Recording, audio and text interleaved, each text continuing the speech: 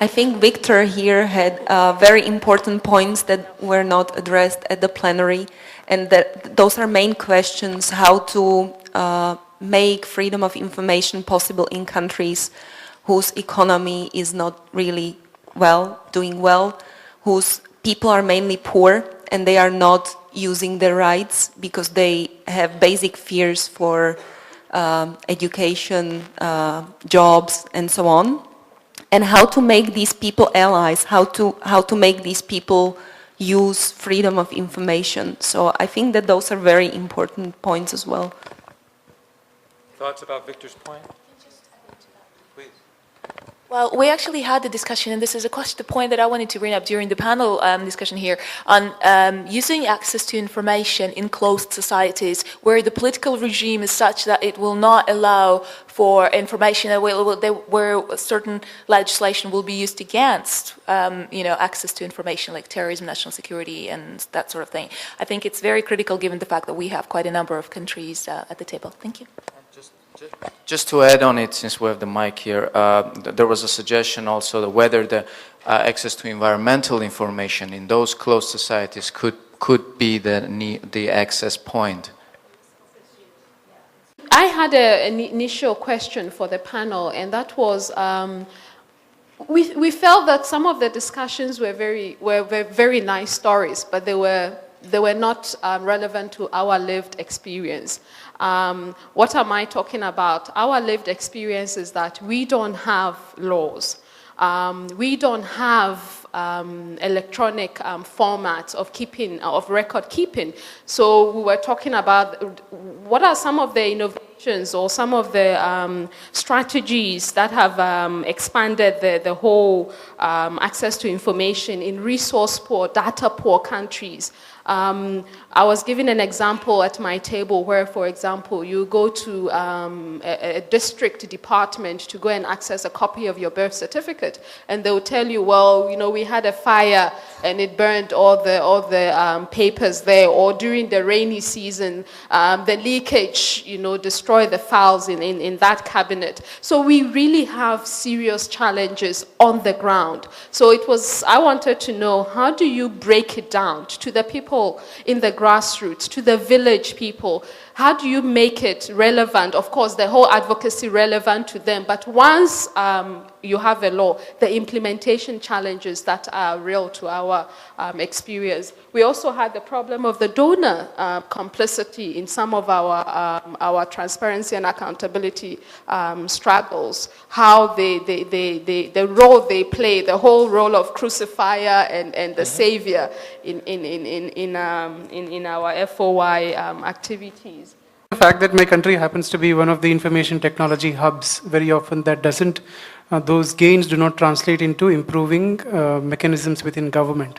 So a couple of low-cost, low-technology solutions that we found in our country, and something we have recommended for Pacific Island nations, because that is an area where we work, and with populations as small as 12,000 or 25,000, you cannot have technologically heavy solutions. There are two things that we've suggested, and this has worked in India to some extent. One is declare open records days, twice a month or 4 times a month, or let's say 3 or 4 times in 2 months. A specific date must be stipulated as a day on which you could come to the office. Anybody could come to the office, ask for a set of documents which are available there for inspecting them, and then if photocopying mechanisms are available, then you can get them photocopied.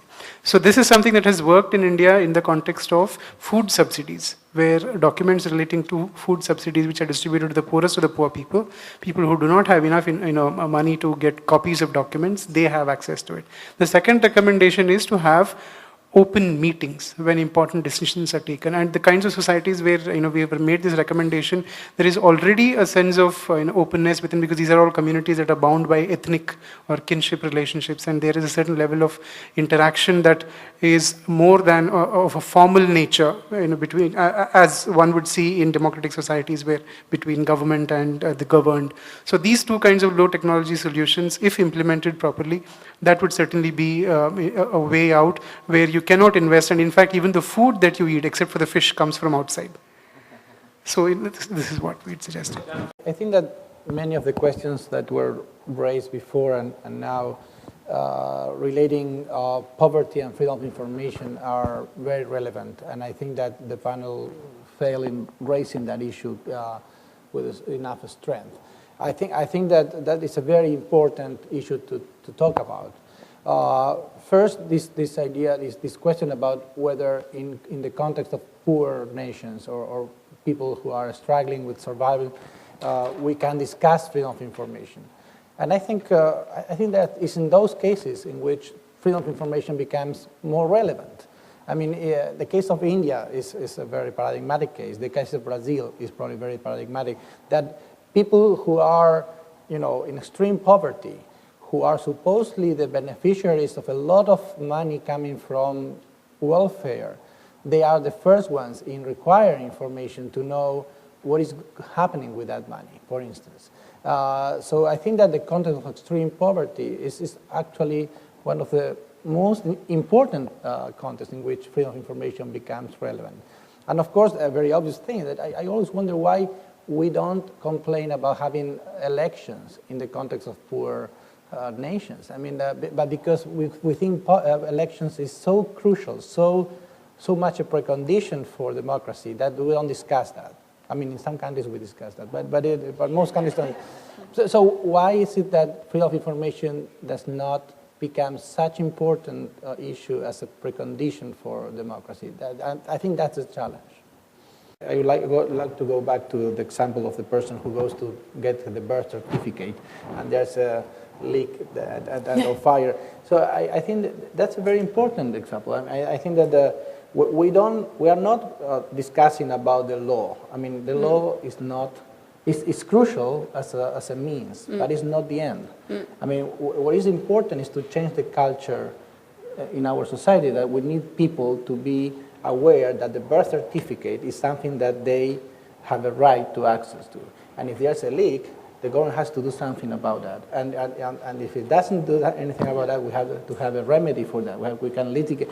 I mean, this is what we're trying to change. This is a very important, it's a too important issue as to be left to lawyers, I think. A lot of our discussion has been focused on the states and government, and rightfully so. Yeah, but in our region, in East Africa, there's a myriad of other agents who are not necessarily government. You have your limited companies, you have your trusts, and even the multilaterals, like the World Bank. And for all of these agents, their operations in the region have an impact, whether social, environmental, or political. But the challenge comes when they don't see themselves as subject to freedom of information legislation, whether existing in other clauses or separately. I'm just interested in finding out, for instance, what your engagement has been with companies, because a company like Shell or BP wouldn't see itself as subject to freedom of information laws in Nigeria or PetroChina in Sudan. Thanks. There's been so much focus on getting the right functioning, and we've been talking today about the problems with implementation, which is still a lot to do. I have no doubt that this right is functioning and is making a difference, but we're still relatively early days. So civil society's put so much energy into government that I don't think we've really addressed the right of access to information for private companies. There are some countries like South Africa which have, if the private companies hold information which affects your fundamental rights, then you can exercise the right of access to information. But that's an exception to the rule. Out of the 88 laws, there's one or two which have that. So there's a whole area there of what is the right of access to information from private companies, and is it a right that can be exercised directly to those companies, or is it something where governments have an obligation to collect information from those companies so that we can exercise our rights? That's what happens in the environmental field. Governments have an obligation to collect information from private companies which are possibly polluting the environment in order that we can know about that. And that's where we need to go with other areas of other sectors of private business, and to see, is it the right vis-a-vis the private companies, or is it via the governments? Still a lot of work to do in that area, I would say.